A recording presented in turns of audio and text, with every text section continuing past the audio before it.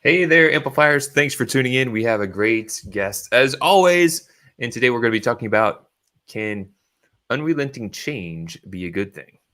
Well, change is one thing that never stops, right? Things are always changing. So let's just start unpacking this. Um, and if you haven't done so already, make sure to subscribe at growthamplifiers.com to the podcast. So the big idea is 70% of all change initiatives fail, right? That's kind of alarming. And this is because we're biologically hardwired to return to what's worked. So that's pretty common. We try to do something new and then we end up kind of revolving back to things that have worked. And why this matters is, things have changed in the past couple of years, right? And we had this big pandemic and a lot of people are wondering, when can we get back to normal? Well, there is no going back. This is the new normal. And the key is we've got to embrace change, right? If we don't embrace the change, then we're struggled to basically deal with the stresses of fighting the change. And that's no good for anyone. So as you're tuning in, make sure that you are sharing your comments. So if you hear something in here that resonates with you, we'd love to hear your comments. Also, ask any questions that you may have. You may have a question for our guest, and to take action, you're going to hear new ideas. New actions lead to new results. So without further ado, let's meet our guest. Now, Erica Anderson, hello. Glad for you to join us. For those of you who are tuning in, Erica Anderson is the founding partner of Proteus International, a coaching, consulting, and training firm that focuses on leader readiness. Okay. She's also the author of 4 best-selling books, including Growing Great Employees and Be Bad First. She's a popular leadership blogger at Forbes.com and is the host of the Proteus Leadership Show, a business and leadership podcast globally ranked in the top 10%, which is a pretty great accomplishment. Her newest book is Change from the Inside Out, Making You, Your Team, and Your Organization Change Capable. Welcome to Growth Amplifiers, Erica Anderson. Thanks. It's really good to be here. I love entrepreneurs. I am an entrepreneur. Yes. So we heard a little bit about you there in the introduction, but you've been an author, authored some great books. What in your journey has taken you to this point today? How did you get to become the person you are today and be on the mission that you're on now? Oh, I love that question. Well, I feel like my superpower is finding order in chaos. A client told me that about 20 years ago, and I thought, wow, that's really true. So I'm always trying to crack codes in a way. Mm-hmm. And even when I started my business 30 plus years ago, it was because I wanted to help clients crack codes. I didn't want to just sell them things. I wanted them. Our mission has always been to help clients clarify and move toward their hoped for future. So that's what we've always tried to do. And that's what motivates me. I want to help people become who they want to become. So that's always been the through line for me. So what I've tended to see in a lot of people who may have tuned into this podcast prior may notice, there's what we know, right? And then there's the actions that we take. And then there's the desired result that we want. And sometimes we can know things, but if we're not getting the desired result, it doesn't matter what we know. And sometimes we need a guide to help us have that transformation. I love that. That's a great frame. I think that's right, because lots of times our knowledge doesn't translate into behavior. We know something, but then we don't behave differently as a result. And it's only when you start behaving toward your hoped for results that you're going to get the outcomes that you want. So you've got this new book out. Yes, indeed. And you've got several books that you've written in the past. What in particular really inspired you to write this book, your most recent one? Yeah. So when I write a book, it's always back to that order out of chaos. It's always because I'm curious about something and I want to crack some kind of a code. So when I started thinking about this book, which was in 2018, before all the last couple of years, we already had a change practice, and we'd had it for about a decade, and we feel like the power of our change practice is that it integrates the kind of nuts and bolts aspects of change with the human side of change. And I had some human side questions. The two things I wanted to find out are, why is change so hard for us? And what actually happens when we make a change, emotionally and psychologically? What is that process of an individual human being going through a change? And I felt like if I could find good answers to those two questions, it would be just extraordinarily helpful to people. And I feel like I found good answers.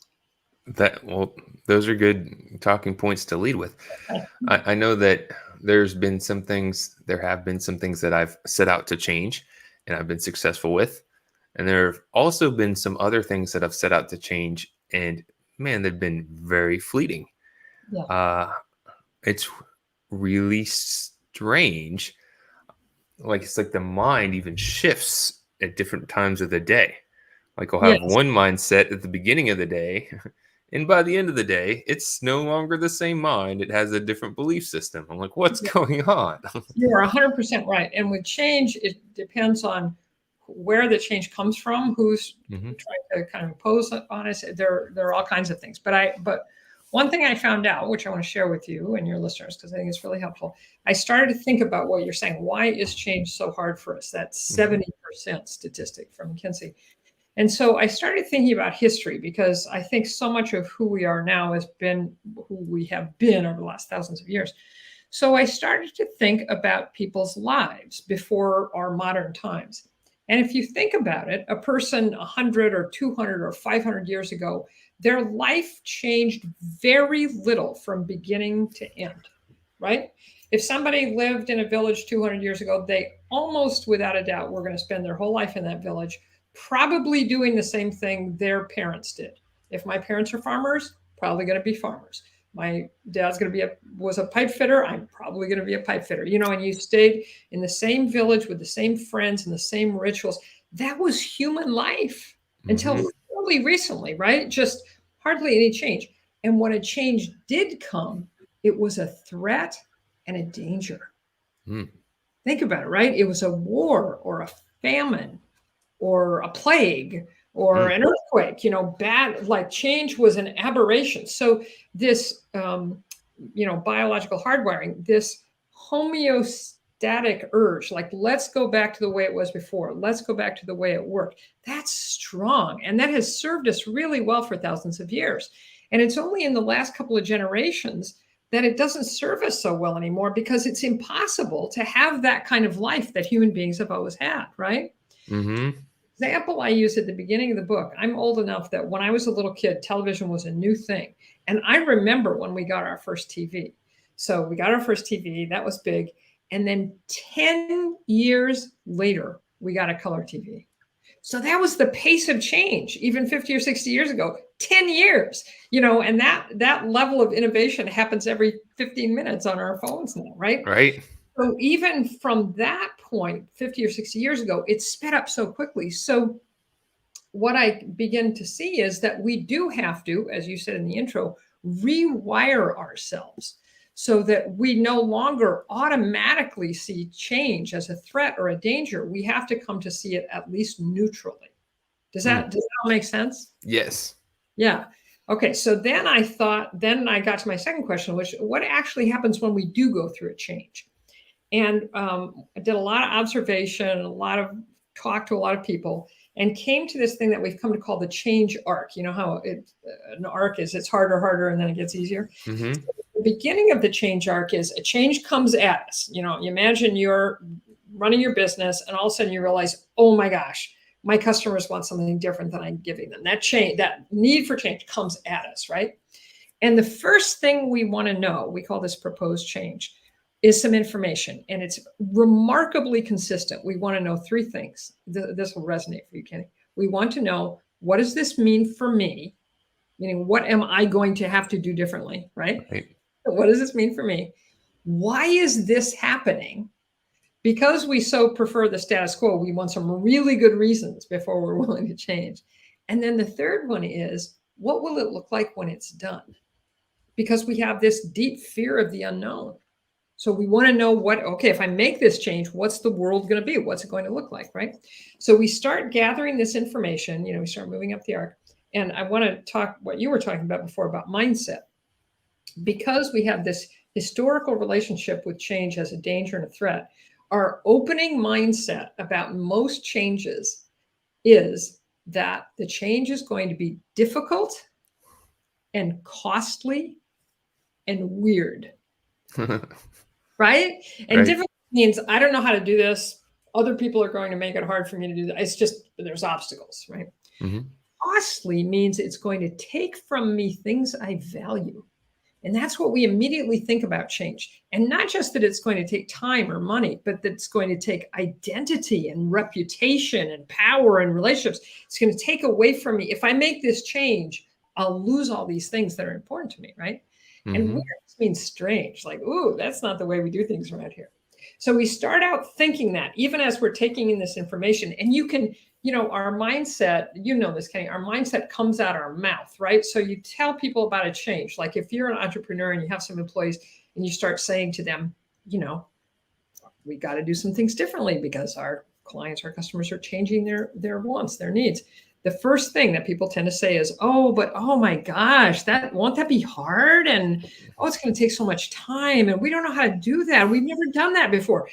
Difficult, costly, weird, right? It just comes out of their mouths. And then the next thing we notice, and this is real, I got very excited when I figured this out. This is really the heart of it, is when people do make a change, it's because their mindset starts to shift. And they start thinking, oh, maybe this change could be easy, or at least doable, right? Mm-hmm. Could be rewarding. It could give me more than it takes away. And it could even be normal. And normal means people like me, I look around, people like me are doing it. And this is really important. People I admire and want to emulate are doing it, which is why it's so important for leaders to model a change, right? Because people look at us to like, are you doing this? Because if you're not doing it, I'm not doing it, right? So it starts to get normal. And people's mindset comes out their mouth. So they say, oh, we could probably figure this out. And do we have a training or something? We can figure out how to do it, right? And looks like the clients really are going to like it better, and that's rewarding, right? And Mm-hmm. Amy, who I trust, and Joe, who I like, they're doing it, and you can see people's mindsets start to shift because they talk about it differently. And then to your thing about results, they start behaving differently. They start being willing to do the behaviors that the change requires, and then change can occur. It's cool, right? That is really cool. One of the types of clients I work with a lot are accountants and bookkeepers, CPAs, and one of the challenges they have is choosing a niche. Saying who's your ideal customer? Oh, I can help anyone. Yeah. Well, that's nice, but who's your ideal customer? If I could choose anyone, I can help anyone. Okay, when you can help anyone, but if you're going to be marketing, right, we want to be really focused so we can get a focused message to your focused market. And to what you're saying is initially it's the counterintuitive. That's different than what I've always done. I've always gotten referrals. Exactly. I'm used to always getting referrals. So why would I change that? Yes. Exactly. When they can see that paradigm shift, right? Then they start thinking, oh, I've never done that before. That feels weird. And it's going to take time and it's going to make me feel dumb. That's one of the other things. The big costs is it's going to make me feel dumb. Like I don't know what I'm doing. Mm-hmm. I don't know how to do that. And that requires new skills, difficult, costly, and weird. That's, almost always as you're saying, when you propose a change to somebody, the first thing is like, oh, here's all the bad things. Right. And it's only till, like you're mentioning, start saying, oh, this is why this is helpful. I see. So that is really cool stuff. So Eric, I got some questions and some things to help us kind of dive in a couple things. Oh, good. And this, I think you started just unpacking this just right now, is this the mind shift every person must go through before making a change. Right? Yes. Yeah. And it's really to start having and seeing things differently and seeing those benefits, seeing other leaders, right?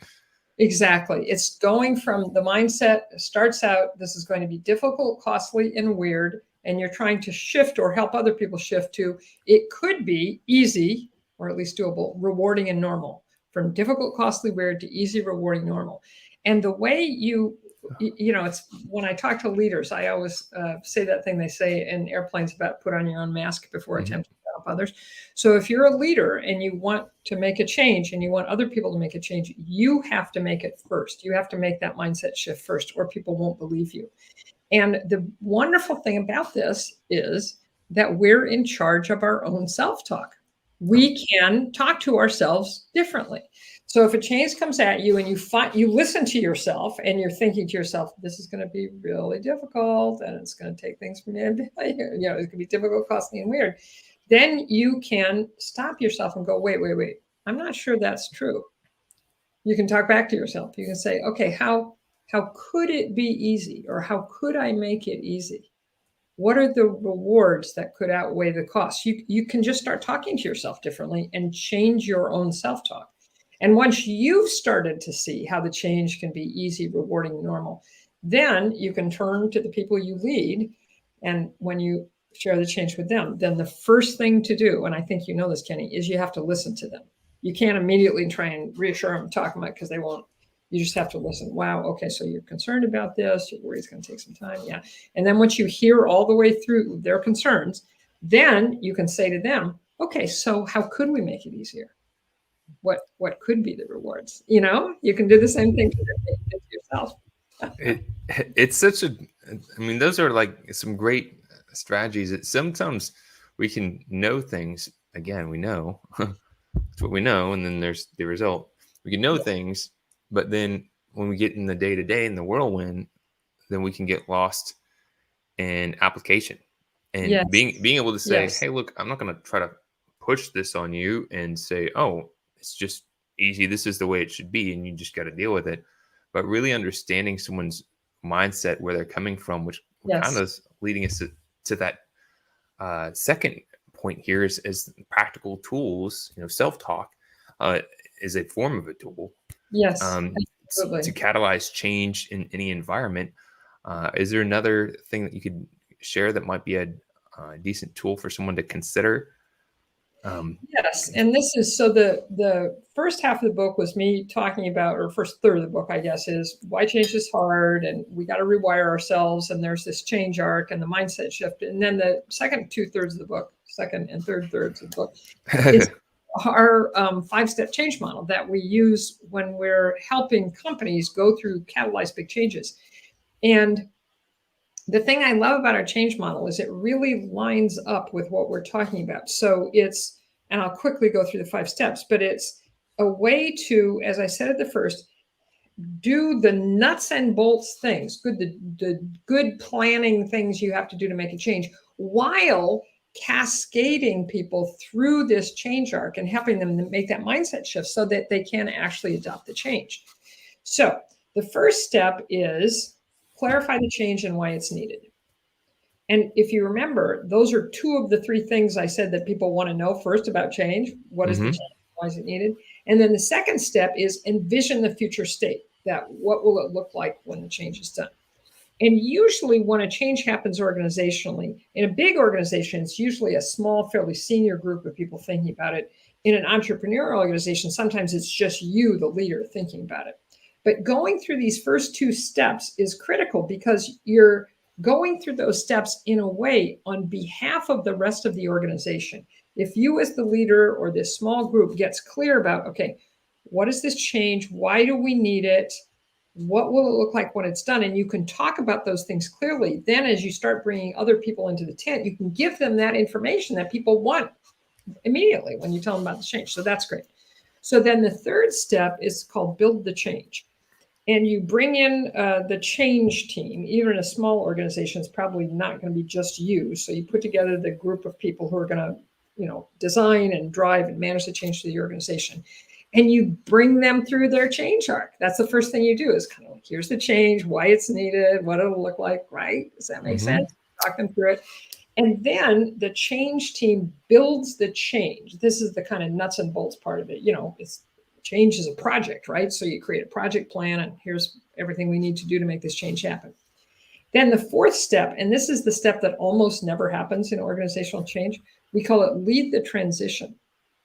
And it's where the first thing you do is figure out the people in the organization who are going to be most affected by the change. And then what their arc is going to be, what's going to be difficult, costly, and weird for them. And then how can you help them see it as easier and more rewarding and normal? And you create a transition plan, an actual plan to help them move through their change arc, these most affected groups. Then you kind of lay that transition plan, that human transition plan, on top of the change plan so that you can do them simultaneously. So that while you're doing the nuts and bolts change plan, you're also helping people through their own hesitation about the change so that they can do the behaviors. Like, for instance, if this most affected group is going to require some training to make this change, then before you give them the training, you want to help them go through their change arc, right? Tell them, here's what the change is, here's why it's happening, here's what questions do you have, how can we help, how can we give you more control over this? Okay, now you're ready for the training, and now we can give you the training. Does that make sense? So you're doing these two things together, lined up together so that people really can go through the change and you don't get that awful 70% McKinsey statistic. Right. And the fifth step is keep the change going.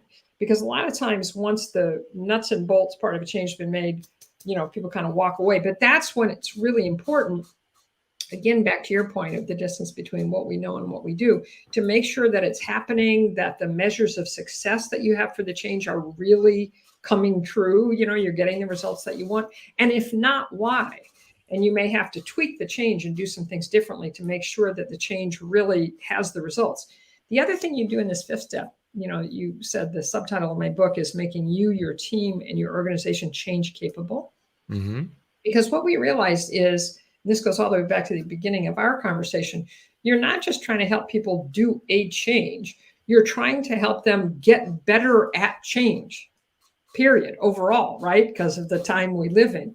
So in that fifth step, you also look at ways in which your organization itself, either the structures or the systems or the processes or even the culture, might be getting in the way of change, and figure out what you can do to unhook those impediments. Like, for instance, I'm sure you've seen this a lot.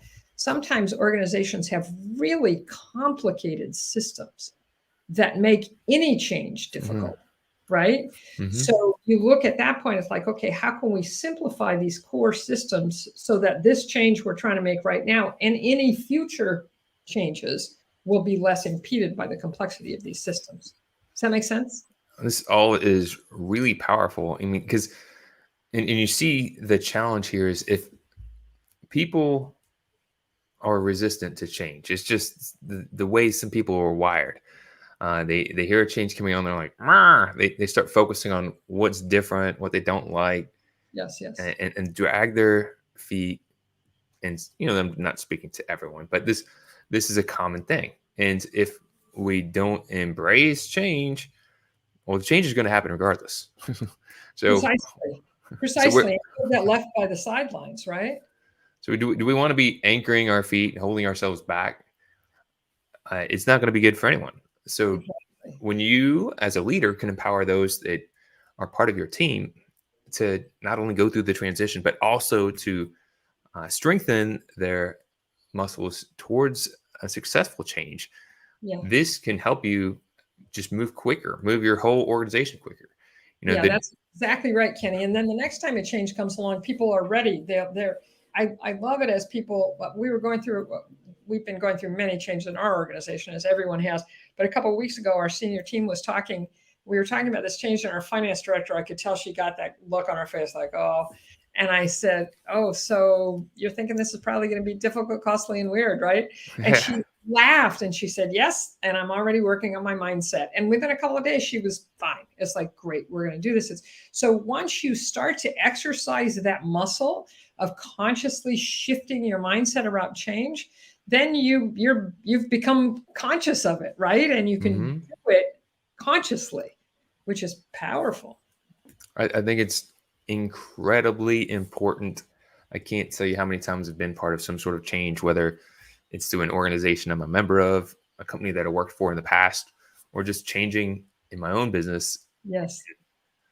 if you just are taking longer to get there, that is not helpful for anyone. So Yeah. being empowered and being strengthened, gaining that new skill makes everything else flow smoothly and effectively. So if you haven't done so yet, if you're tuning in, you haven't seen any of the graphics here, go to Erica's website, ericaanderson.com. You could check out a copy of her book, Change from the Inside Out. It's transformative stuff.